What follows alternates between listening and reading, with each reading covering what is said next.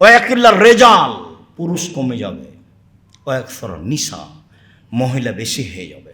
পৃথিবী ধ্বংসের লক্ষণ। পুরুষ কমে যাবে, মহিলা বেশি হয়ে যাবে। হাত্তা ইয়াকুন আলী খামসিন ইমরাল কাইমুল ওয়াহিদ, একজন পুরুষের অধীনে থাকবে প্রায় 50 জন নারী। হাদিস বুখারী মুসলিম। সম্মানিত দিনী ভাই বোন, 50 জন নারী কিভাবে থাকবে? তো বিদ্বানেরা বলতে চেয়েছেন যে 50 জন নয়, আরবিতে বেশি বোঝানোর জন্য 70 শব্দ ব্যবহার হয় আর 50 ব্যবহার হয়। তার মানে একজন পুরুষের সাথে হাজারো লাখো মহিলার অবৈধ সম্পর্ক থাকবে।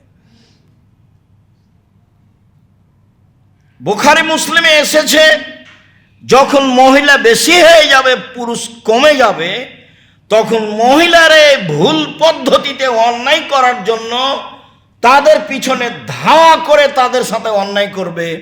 এই কথা মুহাম্মদ সাল্লাল্লাহু আলাইহি ওয়াসাল্লাম বলেন। পৃথিবী ধ্বংসের লক্ষণ। মুআয ইবনে জাবাল রাদিয়াল্লাহু তাআলা আনহু বলেন, রাসূল সাল্লাল্লাহু আলাইহি ওয়াসাল্লাম বলেছেন, ইন্না হাযাল আমরা বাদা নবুওয়াতান রাহমা, নেতৃত্ব শুরু হয়েছে নবী দিয়ে ও দয়া দিয়ে। কোন নবীর নেতৃত্ব চলেনি আল্লাহর দয়া ছাড়া। কোন নবীর নেতৃত্ব চলেনি আল্লাহর দয়া ছাড়া। আল্লাহ যখন মুসা আলাইহিস সালামকে বললেন, মুসা, ফিরআউন সীমা লঙ্ঘন করেছে, তুমি সেখানে দাওয়াত দিতে যাও। মুসা আলাইহিস সালাম বললেন, আমার মুখে তোতলা রয়েছে, আমি ভালো স্পষ্ট কথা বলতে পারি না, আমি যাব না। আল্লাহ বললেন, আমি ব্যবস্থা করছি, ঠিক করে দিচ্ছি, তুমি যাও। মুসা আলাইহিস সালাম বললেন, আমার একটা আপত্তি, অভিযোগ রয়েছে তাদের পক্ষ থেকে আমার উপরে। এক থাপ্পড়ে আমি মানুষ মেরেছি, আমি সেখানে গেলে আমাকে মারবে, অতএব আমি যাব না। তখন আল্লাহ বললেন, আমি তোমার সাথে থাকবো, কিভাবে মারবে সেটা দেখব। বলছে, আমার সাহস হয় না, গেলে আমার ভাইকে আমার সাথে দিতে হবে, হারুনকে দিতে হবে। ঠিক আছে, তাই হলো।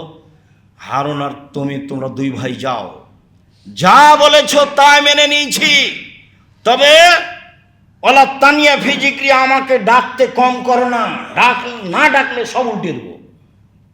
যা বলেছে একটা রাখবো না। নবীর নেতৃত্ব চলেনি আল্লাহর দয়া ছাড়া। খুব স্বাধীনভাবে তিনি গিয়ে বললেন, প্রথম কথা, স্বাধীনতা লাগবে। গরিব মানুষ হলেও নিজ স্বাধীনভাবে দিন পালার মানার একটা গতিবিধি থাকতে হবে।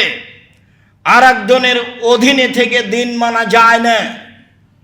কৃষ্টি, কালচার, নিয়ম, নীতি, কর্ম, আদর্শ ইহুদি খ্রিস্টানদের মেনে চলে স্বাধীন থাকা যায় না।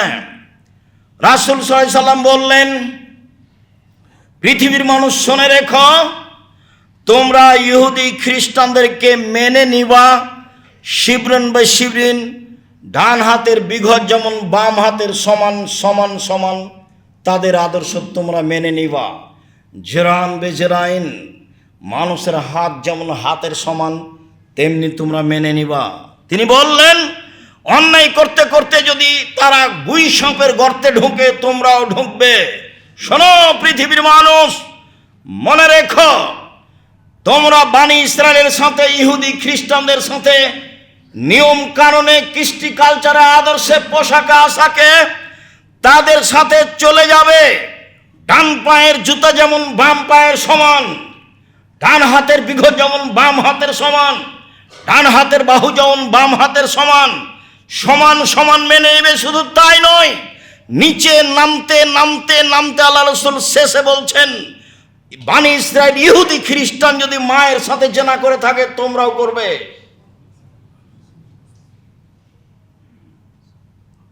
এরা নিজের আদর্শে টিকে থাকতে পারবে না, নিজের ব্যক্তিত্বের উপরে টিকে থাকতে পারবে না, স্বাধীন হয়ে বেঁচে থাকার সুযোগ গ্রহণ করবে না।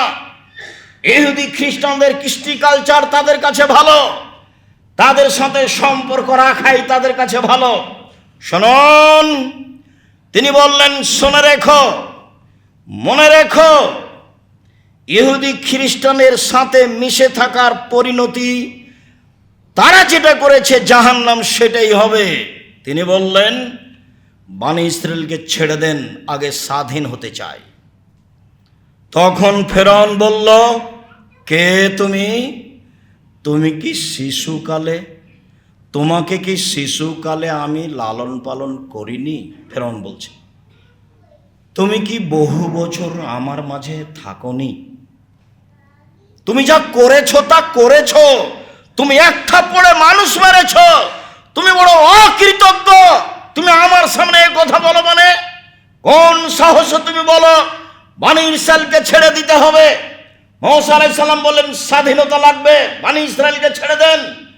তখন ফেরাউন বলছে, কে তুমি? তোমাকে কি শিশুকালে লালন পালন করিনি? করেছে তো। তুমি কি বহু বছর আমার মাঝে থাকোনি? থেকেছে তো। তুমি কি এক থাপ্পড়ে মানুষ মারোনি? মেরেছেন তো। তুমি বড় অকৃতজ্ঞ। যেই বাড়িতে থাকো সেই বাড়ির উল্টা চলো। তখন মুসা আলাইহিস সালাম বললেন, জি, আমি এক থাপ্পড়ে মানুষ মেরেছি, এ কথাই ঠিক। আমি যা করেছি তা করেছি। আমি তখন ভুল পথে ছিলাম। তোমার হত্যার ভয়ে আমি দেশ ছেড়েছি। আমার প্রতিপালক আমার প্রতি দয়া করেছেন, আমাকে জ্ঞানে গুণে পূর্ণ করেছেন, তিনি আমাকে নবী করেছেন। তুমি আমার প্রতি অনুগ্রহ করেছ, শিশুকালে লালন পালন করেছ, অনুগ্রহ করে তুমি খোঁটা দিয়েছ। এই সুবাদে বনী ইসরাইলকে দাস দাসীতে পরিণত করেছ। তুমি বড় উদ্ধত স্বৈরাচার, সীমা লঙ্ঘন করেছ। এ কথা মুসা আলাইহিস সালাম বললেন। সম্মানিত দিনী ভাই বোন, রাসূল সাল্লাল্লাহু আলাইহি সাল্লাম বললেন, নেতৃত্ব শুরু হয়েছে নবী দিয়ে ও দয়া দিয়ে, সুম্মা খেলাফাতান রাহমা, তারপরে নেতৃত্ব শুরু হয়েছে সাহাবী দিয়ে ও দয়া দিয়ে। উমরের রাদিয়াল্লাহু আনহু নেতৃত্ব চলেনি আল্লাহর দয়া ছাড়া। আবু বকর সিদ্দিক রাদিয়াল্লাহু আনহু নেতৃত্ব চলেনি আল্লাহর দয়া ছাড়া। সুম্মা এখন মুলকান ওয়াজুজান, তারপর নেতৃত্ব হয় জোরজার মুল্লুক তার। সুম্মা কায়নান, তারপরে হয় জাবরিয়াতান উতওয়ান ফাসাদান ফিল আরজে, মানুষ সমাজের নেতা হবে যে কোনো মূল্যে। সীমা লঙ্ঘন করে, বিপর্যয় সৃষ্টি করে, মারামারি করে, যে কোনো মূল্যে। তখন মানুষের স্বভাব হবে কি? এক, এস্তাহেলুল হারিরা, পুরুষ মানুষের সিল্ক কাপড়, রেশমি কাপড়কে হালাল মনে করবে। দুই, অল ফরুজা, জেনাকে হালাল মনে করবে, জেনা পাপের কাজ নয়। তিন, মদকে হালাল মনে করবে। চার, গান বাজনাকে হালাল মনে করবে। পাঁচ, দৈনন্দিন ধনী হয়ে যাবে। ব্যাংকের টাকা জনগণের নয়, ব্যাংকের টাকা তাদের। যেটা আপনারা দেখতে পাচ্ছেন দিনরাত পত্রিকায়। অহিংসারণা তাদের সহযোগিতা করা হবে, তারা সাহায্য পাবে, তারা সমাজে এসব টাকা পয়সা দখল করে নিয়ে দাপটে বেঁচে থাকার সুযোগ পাবে। রাসূল সাল্লাল্লাহু আলাইহি ওয়াসাল্লাম এগুলিকে কিয়ামতের লক্ষণ বলে উল্লেখ করলেন। তিনি বললেন, ইয়াতি আলাইকুম জামানুন লা ইয়াদরিল কাতিল ফিমা কাতালা ওয়ালাল মাকতুলু ফিমা কুতিলা। হত্যাকারী বুঝবে না কেন আমি মারছি, নিহত ব্যক্তি বুঝবে না কেন আমি মরলাম। যে মারছে যাকে সেও জানে না, টাকা দিয়েছে 50,000 অমুককে মেরে আসো, তাই মেরে চলে এসেছে। যাকে মারা হচ্ছে সে বলছে ব্যাপারটা কি, একে তো আমি চিনি না, এ আমাকে মারে কেন? বহুদিন বলা আছে, ঢাকা জেলে 20 বছর 30 বছর থেকে বহু মানুষ আছে, ও নিজেই জানে না আমি কেন জেলে। জজ জানে না ঘটনা কি, উকিল জানে না ঘটনা কি, সাক্ষীও জানে না ঘটনা কি। সাক্ষী টাকা নিয়ে সাক্ষী দিয়েছে, তা তো ও তো জানে না ঘটনা। উকিল তো জানে না, যেভাবে বলে দিয়েছে সেভাবে করছে। জজ তো এগুলো জানেই না। তাহলে যে সাজালছে শুধু সেই জানে, আর কেউ জানে না। লা ইয়াদরিল কাতিল ফিমা কাতালা ওয়ালাল মাকতুলু ফিমা কুতিলা। কিয়ামতের লক্ষণ, হত্যাকারী বুঝবে না কেন আমি মারছি, নিহত ব্যক্তি বুঝবে না কেন আমি মরলাম। আবু মুসা আশআরী রাদিয়াল্লাহু তাআলা আনহু বলেন, রাসূল সাল্লাল্লাহু আলাইহি সাল্লাম বলছেন, কাইফা বিকুম আবে জামানিন, তোমাদের কি হবে, যুগের কি হবে? আবু মুসা, তোমাদের কি হবে, যুগের কি হবে? তোমাদের কি হবে, যুগের কি হবে? ইগরবালুন নাস গারবালাতান, যেদিন মানুষ মানুষের প্রতি জুলুম অন্যায় অবিচার করবে সেদিন তোমাদের কি হবে, যুগের কি হবে? আবু মুসা, যেদিন মানুষ মানুষের উপরে জুলুম করবে সেদিন তোমাদের কি হবে, যুগের কি হবে? তাবকা হুসালাতুম মিনান নাস, সমাজে যারা থাকবে তারা আগাছা, তাদের কাছে কোনো বুদ্ধি পাওয়া যাবে না, কোনো সাহায্য সহযোগিতা পাওয়া যাবে না। সেদিন তোমাদের কি হবে, যুগের কি হবে? মারে যাত ওহুদুহুম আমানাতুহুম, সেদিন মানুষ ওয়াদা অঙ্গীকার পূরণ করবে না, সেদিন মানুষ আমানতদার হবে না। মাদ্রাসার সভাপতি, মসজিদের সভাপতি, স্কুলের দায়িত্বশীল, চেয়ারম্যান, মেম্বার, এমপি, মন্ত্রী, জেল সুপার, যারা যেখানে থাকবে 10 পয়সা নির্দ্বিধায় লুটে খাবে। সেদিন তোমাদের কি হবে, সেদিন যুগের কি হবে? সেদিন তোমাদের কি হবে, সেদিন যুগের কি হবে? তখন বলছেন, আপনি বলেন কি করতে হবে? তখন আল্লাহ রসুল বলছেন যে তা খোঁজো না মা তারিফু না, যেটা ভালো মনে করো সেটা গ্রহণ করিও, অতাজুরু না মাতন কেরো না, যেটা খারাপ মনে করো সেটা ছেড়ে দিও। আলজুম বাইতাকুম, বাড়িতে থেকো, মুখখান বন্ধ রেখো, মুখখান বন্ধ রেখো, বাড়িতে থাকিও, ভালো যেটা বিবেচনায় আছে সেটা গ্রহণ করিও, মন্দ যেটা বিবেচনা আছে সেটা ছেড়ে দিও। মুহাম্মদ সাল্লাল্লাহু আলাইহি সাল্লাম মুখের ভাষায় উত্তর দিলেন। আবু মুসা আশআরী রাদিয়াল্লাহু তাআলা আনহু বলেন, রাসূল সাল্লাল্লাহু আলাইহি সাল্লাম বললেন, শোনো, এমন একদিন চলে আসবে মানুষের সামনে, হাত্তা ইয়াকতুলান নাসু আবাহু ওয়া উম্মাহু ওয়া যাকারাবাতিহি ওয়া ইবনা আখিহি, মানুষ তার পিতাকে মারবে, মানুষ তার ভাইকে মারবে, মানুষ তার ভাইয়ের ছেলেকে মারবে, মানুষ তার নিকট আত্মীয় স্বজনকে মারবে। তখন সাহাবীগণ বলেন, কি লাইসা লানা উকুলুনা, মানুষ পিতাকে মারবে কিভাবে, মানুষ মাকে মারবে কিভাবে? মানুষের বিবেক থাকবে না? মানুষের কি কোনো বিবেকই থাকবে না? তখন বলছেন, লা তুনজা উকুল আকসার জালিকা জামান, মানুষের বিবেকই থাকবে না, নেবেন মানুষের বিবেচনাই থাকবে না, বিবেচনা দিয়ে কোনো কাজ করবে না, শুধু অন্যায়, শুধু অন্যায় দিয়ে কাজ করবে। ওয়াখলুফুল হাওয়া মিনান নাস, সমাজে যারা কথা বলবে তারা হলো নিম্ন শ্রেণীর মানুষ, বোকা শ্রেণীর মানুষ, কম বুদ্ধির মানুষ। সমাজে যারা কথা বলবে তারা নিম্ন শ্রেণীর মানুষ।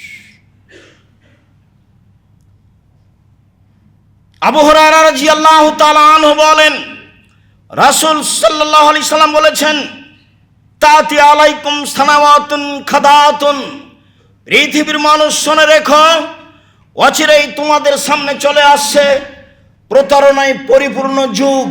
যুগের সব কিছুই প্রতারক, সবাই প্রতারক, প্রতারণায় পরিপূর্ণ যুগ, যুগটাই প্রতারণায় পরিপূর্ণ। কেউ কাউকে বিশ্বাস করতে পারবে না।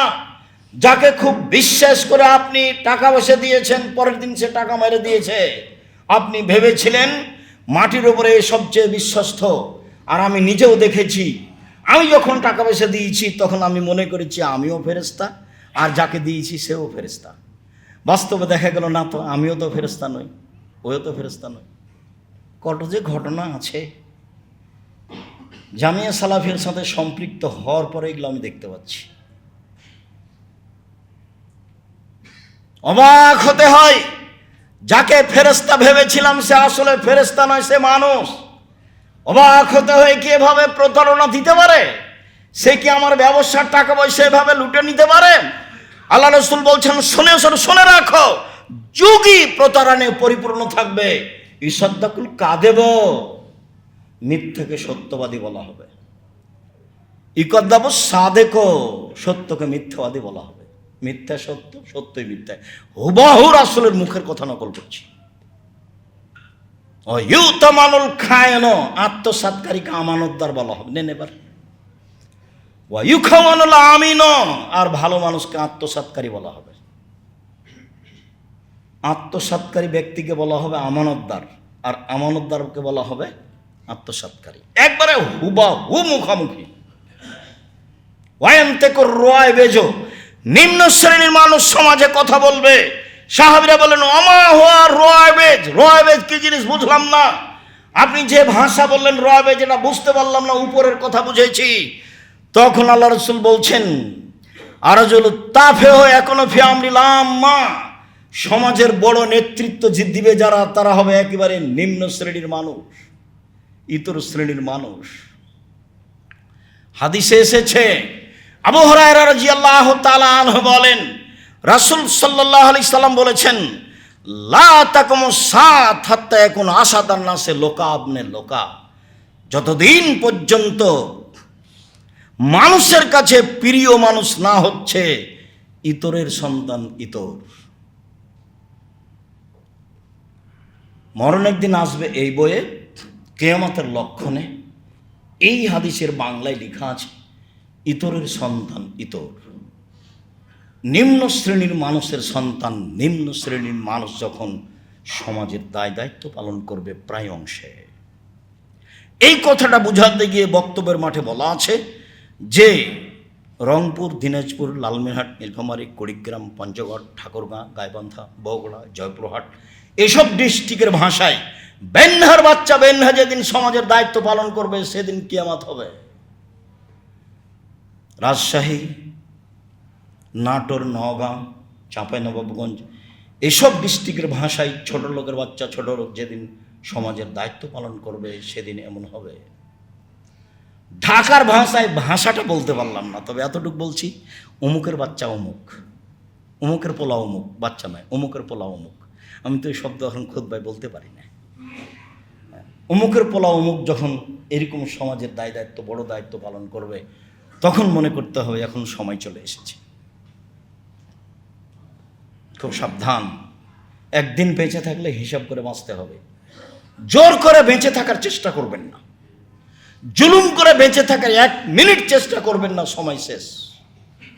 শ্বাস বন্ধ হলেই সময় শেষ, ফিরিয়ে না আসার কোনো পথ নেই। অবাক মরণ, জমি জায়গা অর্থ সম্পদ তাকে বোঝানোর কোনো পথ নেই।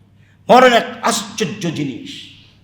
রাসূল সাল্লাল্লাহু আলাইহি ওয়াসাল্লামকে জিজ্ঞাসা করা হয়েছিল সবচেয়ে বুদ্ধিমান কে, তখন তিনি উত্তরে বলেছিলেন মরণকে স্মরণ করতে পারে যে সেই হলো সবচেয়ে বুদ্ধিমান। সম্মানিত দিনী ভাই বোন, সময়ের গতিতে আরও হবে। কিয়ামতের পূর্ব লক্ষণে আমরা প্রায় বাস্তব দেখতে পাচ্ছি। মানুষ অন্যায়কে অন্যায় মনে করে না, মানুষ অবিচারকে অবিচার মনে করে না, মানুষ মানুষের বিরুদ্ধে মিথ্যে মামলা দিতে একটুকু দ্বিধা বোধ করে না। একেবারে ঘরে বসে সাজিয়ে সুন্দর করে লিখে দিচ্ছে, যার ব্যাপারে লিখছে সে ঘুণাক্ষরও জানে না। তার নামে মামলা দিয়ে তাকে জেল হাজতে দিয়ে নিজেকে সফল মনে করছে। এইভাবেই ক্ষমতা চলে আসছে, আরও আসবে। মানুষ পশু প্রাণীর মতন হয়ে যাবে, অন্যায় অবিচার বেড়ে যাবে, অরাজকতা বেড়ে যাবে, লুটতরাজ বেড়ে যাবে, জেনা বেড়ে যাবে, মদ পান বেশি হয়ে যাবে, অন্যায় অবিচার উঠে যাবে, বেশি হয়ে যাবে, বিদ্যা উঠে যাবে। যে বিদ্যা আপনার উপকার করতে পারে না সেটা বিদ্যা নয়। যে বিদ্যা আপনাকে 5 ওয়াক্ত সালাত আদায় করাতে পারে না সেটা বিদ্যা নয়। যে বিদ্যা আপনার পোশাক পরিবর্তন করতে পারে না সেটা বিদ্যা নয়। যে বিদ্যা আপনাকে মানুষ হিসাবে মানুষের মতো মানুষ চলতে সহযোগিতা করে না সেটা আপনার বিদ্যা নয়। যে বিদ্যা আপনাকে শিরক বুঝাতে পারে না, বিদাত বুঝাতে পারে না, সুদ বুঝাতে পারে না, ঘুষ বুঝাতে পারে না, জেনা বুঝাতে পারে না, অবিচার বুঝাতে পারে না সেটা বিদ্যা নয়। সে আপনাকে ফাঁকি দিয়েছে। যার কারণে রাসূল সাল্লাল্লাহু আলাইহি ওয়াসাল্লাম বলতেন আউযুবিকা মিন ইলমিন লা ইয়ানফা, ওই বিদ্যা চায় না যে বিদ্যা উপকার করে না। তাহলে মানুষের বিদ্যা উপকার করবে না, এই কথাও ঠিক। উনি নিজেই বলছেন যে আমি ওই বিদ্যা চাই না যে বিদ্যা উপকার করে না। অমিন কালবিন লা ইয়াখশা, ওই অন্তর চায় না যে অন্তর আল্লাহর ভয়ে কাঁদে না। অমিন নাফসিন লা তাসবা, ওই আত্মা চায় না যে আত্মা তৃপ্তি লাভ করে না। খালি আরো খালি আরো খালি আরো, এই আত্মা আমি চাই না। অমিন দাওয়াতিন লা ইস্তাজাবু লাহা, ওই দোয়া করতে চায় না যে দোয়া কবুল হয় না। যখন তখন বলতেন, সালাম ফিরার পূর্বে বলতেন ওই বিদ্যা চায় না যে বিদ্যা উপকার করে না। ওই অন্তর চায় না যে অন্তর আল্লাহর ভয়ে কাঁদে না। ওই আত্মা চায় না যে আত্মা তৃপ্তি লাভ করে না। ওই দোয়া তোমার দরবারে করতে চায় না যে দোয়া কবুল হয় না। এইভাবে তিনি দিন রাত বলতেন। সম্মানিত দিনী ভাই বোন, আপনাকে এই অংশে এসে আমি আন্তরিকভাবে অনুরোধ জানাচ্ছি যে সত্য সত্যই পৃথিবীর বাস্তবতা যা, সেটা বিদ্যার দিকে হোক, সামাজিকভাবে হোক, নেতৃত্বের দিকে হোক, পোশাক আশাকে হোক, এখন প্রায় মানুষ ভুল পথের দিকে চলে গেছে। একজন মানুষ, পুরুষ মানুষ মাথায় টুপি দিয়ে আছে, তার ছেলে নগ্ন, তার মেয়ে নগ্ন পোশাক পরে আছে, তার কাছে এটা ভারী লাগে না। বাজনা চলছে দোকানে, টুপি মাথায় দিয়ে দোকানে বসে আছে, জিনিস বিক্রি করছে, তার কাছে এটা ভারী লাগে না। পিতে স্কুলে মঞ্চে বসে আছে, মেয়ে নাচছে, তার কাছে এটা ভারী লাগে না, বরং খুশি যে আমার মেয়ে ভালো নাচতে পারে। অবাক কথা। আপনি বলেন বিদ্যা কি জিনিস? বিদ্যা যদি মানুষের ক্ষতি করে তাহলে সেটা বিদ্যা নয়। মর্মে খুতবার শেষে এসে আন্তরিকভাবে অনুরোধ জানাচ্ছি যে কিয়ামতের লক্ষণ আমাদের মাঝে প্রায় বিরাজ করছে। মর্মে সতর্ক হই। রাসূল সাল্লাল্লাহু আলাইহি ওয়াসাল্লাম বলছেন, কবর দেখে কোনো কোনো মানুষ কবরের উপরে গড়াগড়ি পারবে, পরিবেশ পরিস্থিতি এত জটিল খারাপ হবে, আর আফসোস করে বলবে, আমি কেন মরলাম না, এই কবরটা আমার কেন হলো না, আমি কেন মরলাম না, এই কবরটা আমার কেন হলো না। এক শ্রেণীর মানুষ পরিস্থিতিতে আফসোস করে কবরবাসীর কবরে যাওয়ার বলবে যে আমি যদি এই কবরবাসী হতাম তাহলে তো আমি সব ঝামেলার মধ্যে থাকতাম না। দিন দিন দিন যত যাবে পরিবেশ পরিস্থিতি তত কঠিন হবে, অন্যায় অবিচার সমাজে তত বেশি হবে, জেনা চুরি ডাকাতি সমাজে তত বেশি হবে। মর্মে সম্ভবপর প্রাণপণে বেঁচে থাকার চেষ্টা করি, আল্লাহ তৌফিক দান করুক। মর্মে পরামর্শ, হিসাব নিকাশ করে বিবেচনা করে দিন কাটাই। 1, 2, এই মসজিদের সাথেই হিফজখানা চলে, এইটাকে হিফজখানার সাথে সাথে এখানে যেন কেতাবখানা থাকে, কোরআন হাদিস শিক্ষা দেওয়া হয়, এই ব্যবস্থা নিতে হবে। কেন? এদেশের লোক হিফজকে বিদ্যা মনে করেছে, মূলত হিফজ বিদ্যা নয়। একটা ছেলে হাফেজ হয়েছে, তো ওর সূরা বাকারা মুখস্থ আছে আর আপনার সূরা নাস মুখস্থ আছে। পার্থক্য এই যে ওর বেশি আর আপনার কম। আপনিও যেমন জানেন না, ওই তেমন কিছু জানেন না।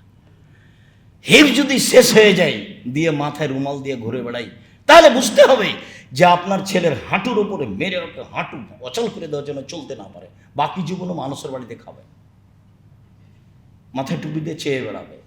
কাজে মূলত হিফজ কোনো বিদ্যা নয়। যারা ধনী মানুষ, চাকরি রিটায়ার্ড হয়ে গেছে, বলছে আমার বাপের নামে একটা হিফজখানা খুলেছি, বল হিসাব হিফজ দিয়ে আপনি কি করবেন? ও তো কোরআন হাদিস বুঝে না। আপনার মধ্যে আর তার মধ্যে পার্থক্য কি বলেন তো দেখি? আপনার সূরা ফালাক মুখস্থ আছে আর ওর কি আছে? সূরা বাকারা। আপনিও যেমন জানেন না কিছু, ওইও তেমন জানেন না কিছু, দোনোকে দোনো বারাবার হয়। বরং অনেক সময় আপনি তো কিছু দিন ধর্ম চর্চা করেন, ও মানুষের বাড়িতে খাওয়ার তালে দিন ধর্ম চর্চা করে না, তাকে পড়ানো লাগে না। কমই লাইনে পড়ালে তো খুব দেখতে হয়। আমরা 90 সাল থেকে 88 আগস্টের 20 তারিখ রোজ বুধবার থেকে শিক্ষকতা করি। 88 আগস্টের 20 তারিখ রোজ বুধবার থেকে। তারপরেও ক্লাসে গেলে আগে একটু দেখি যে আল্লাহ এখানে কি বলেছে, দেখি ছেলেদের সামনে কি বলবো, তো ওখানে কিছু লাগে না। কাজেই ছোট হোক প্রতিষ্ঠান, প্রতিষ্ঠান হিসাবে গণ্য করার চেষ্টা করেন যারা সমাজে দায়িত্বশীল আছেন। আমাদের পক্ষ থেকে আন্তরিকভাবে অনুরোধ রইল। তারপরের কথাটি আমি আপনাকে শতবার বলে আপনি বিরক্ত হবেন না। মনে রাখবেন, আপনি জামিয়া সালাফি কিভাবে চলে তা ছাত্র জানে না, জামিয়া সালাফি কিভাবে চলে তা শিক্ষক জানে না, জামিয়া সালাফি কিভাবে চলে তার নেব্রাসের সদস্যরা জানে না। নেব্রাস ইসলামিক রিসার্চ ফাউন্ডেশন অলাভজনক একটি সরকার অনুমোদিত ফাউন্ডেশন, তার অধীনে জামিয়া সালাফিয়া চলে। সব জামিয়া সালাফিয়া ঢাকা, জামিয়া সালাফিয়া দিনাজপুর, জামিয়া সালাফিয়া রাজশাহী, জামিয়া সালাফিয়া চট্টগ্রাম, সময়ের গতিতে যেটা যখন গড়ে উঠবে সব নেব্রাসের অধীনে চলে। নেব্রাসের যারা সদস্য তারাও জানে না জামিয়া সালাফি কিভাবে চলে। সরকারভাবে অডিট হয়, সরকারিভাবে হিসাব রক্ষকরা বুঝে কিভাবে চলে, কিভাবে তাকে হিসাব রেডি করতে হয়। আমি মোটামুটি কিছু বুঝতে পারি। জামিয়া সালাফি বৈদেশিক কোনো সহযোগিতা দিয়ে চলে না। মুসলিম দেশ, মুসলিম কান্ট্রির তার সহযোগিতা দিয়ে জামিয়া সালাফি চলে না। দেশের কোনো বিত্তশালী দিয়ে জামিয়া সালাফি চলে না। দেশের সরকারিভাবে সহযোগিতাই চলে না। জামিয়া সালাফি মাসে প্রায় 45 লক্ষ টাকা খরচ হয় বেতন। জামিয়া সালাফের একটা অংশ আছে আদ-দাওয়া-ইলা আল্লাহ, তারা সারা বাংলাদেশ থেকে প্রতি 15 দিনের জন্য 25 থেকে 30 জন ইমামকে নিয়ে যায়, ফ্রি নিয়ে যায়, ফ্রি খাওয়ায়, ফ্রি পয়সাপাতি দেয়, ফ্রি ফেরত দেয়, যাতে করে মসজিদের সভাপতির প্রতি ভারী না হয়। প্রতি 15 দিনের জন্য 25 থেকে 30 জন মানুষ আছে প্রশিক্ষণ দেওয়ার, এর জন্য 6 জন লোক আছে। জামিয়া সালাফি অনলাইন আল ইতিসাম টিভি আছে। জামিয়া সালাফি আপনার আদ-দাওয়া-ইলা আল্লাহ প্রশিক্ষণের ব্যবস্থা আছে। জামিয়া সালাফে প্রায় 700-র অধিক মক্তব চলে। জামিয়া সালাফে 50টা প্রশ্ন উত্তর দিয়ে আল ইতিসাম পত্রিকা আছে। যাওয়ার সময় একটা পত্রিকা হাতে করে যাবেন। আপনি বিশ্বাস করেন, আপনার টাকা দিয়ে আমি পত্রিকা ছাপাই। আমি আমার টাকা দিয়ে, আমার কোনো টাকা নেই, আমরা বাপ কোনো জমিদার নয়। আপনার টাকা দিয়ে পত্রিকা ছাপানো হয়। 12 জন খালি মুফতি আছে, আপনার টাকা দিয়ে তাদেরকে রাখা হয়েছে। কেন আপনি পড়েন না? আমার দাবি আপনি পড়বেন। আমার কোনো স্বার্থ নাই। জামিয়া সালাফের আমি 5 পয়সা সুবিধা ভোগ করি না। জামিয়া সালাফের আমি 5 পয়সা সুবিধা ভোগ করি না। আমি জামিয়া সালাফের বেতন নি না। জামিয়া সালাফের আমি দাঁড়ি না। আমি আল্লাহকে বলছি, আমার মনে বড় সাধ, এই দেশের মাটিতে আমি উন্নত মানের প্রতিষ্ঠান গড়বই ইনশাআল্লাহ, যেখানে ছেলে মেয়ে বাংলা, ইংরেজি, আরবি উন্নত মানের শিক্ষা অর্জন করে জাতির অন্যায়ের বিরুদ্ধে লড়বে মুখে কলমে মিডিয়ায়।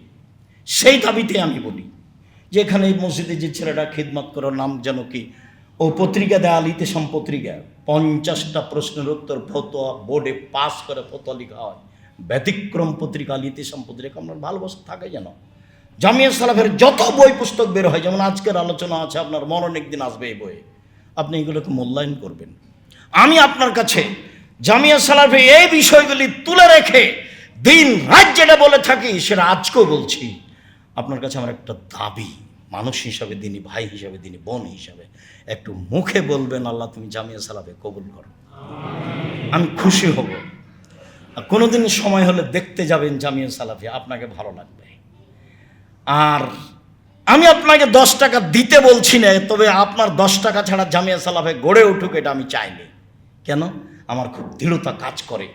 শিরক মুক্ত প্রতিষ্ঠান জামিয়া সালাফিয়া, বিদআত মুক্ত প্রতিষ্ঠান জামিয়া সালাফিয়া, দল মুক্ত প্রতিষ্ঠান জামিয়া সালাফিয়া, সংগঠন মুক্ত প্রতিষ্ঠান জামিয়া সালাফিয়া, হিংসা মুক্ত প্রতিষ্ঠান জামিয়া সালাফিয়া, দেশের সর্ববৃহৎ প্রতিষ্ঠান জামিয়া সালাফিয়া, শিক্ষা মানে উন্নত মানের প্রতিষ্ঠান জামিয়া সালাফিয়া, অনেক শিক্ষক দেশ বিদেশের এই প্রতিষ্ঠান জামিয়া সালাফিয়া। আপনার ভালোবাসা আমি ঐকান্তিকভাবে কামনা করি, এই জন্য আপনি দোয়া করবেন। আর আপনি 10 টাকা দিয়ে অংশগ্রহণ করে থাকবেন বিচারের মাঠে টিকে থাকার জন্য, আমি বলে রেখেছি যে আপনাকে, সেই জন্য আপনি ক্ষতিগ্রস্ত হন, সেটা আমি চাই না। কুকুর, পতিতালয়ের মহিলা যদি কুকুরকে পানি পান করে জান্নাত পেতে পারে, জামিয়া সালাফিয়া 10 টাকা দান করলে আপনি জান্নাত পাবেন ইনশাআল্লাহ। আমার এটা দৃঢ়তা কাজ করে। এই দৃঢ়তার ভিত্তিতে আপনাকে আমি জামিয়া সালাফিয়াকে ভালোবাসতে বলি। যেদিন আমি আসি সেদিন আপনি মনে করবেন আব্দুর রাজ্জাক সাহেবের সাথে জামিয়া সালাফিয়া আছে। কেউ বলতে পারবে না জামিয়া সালাফের কথা। কেউ, কোনো শিক্ষক রশিদ বই বাইরে ব্যবহার করতে পারবে না। কোনো শিক্ষক যদি জামিয়া সালাফের রশিদ বই বাইরে ব্যবহার করে তাহলে তার জরিমানা হবে। কেউ জামিয়া সালাফের কথা বলতে পারবে না, কেউ আদায় করতে পারবে না। আল্লাহ ব্যবস্থা করবে। আপনি আছেন, আমি আছি।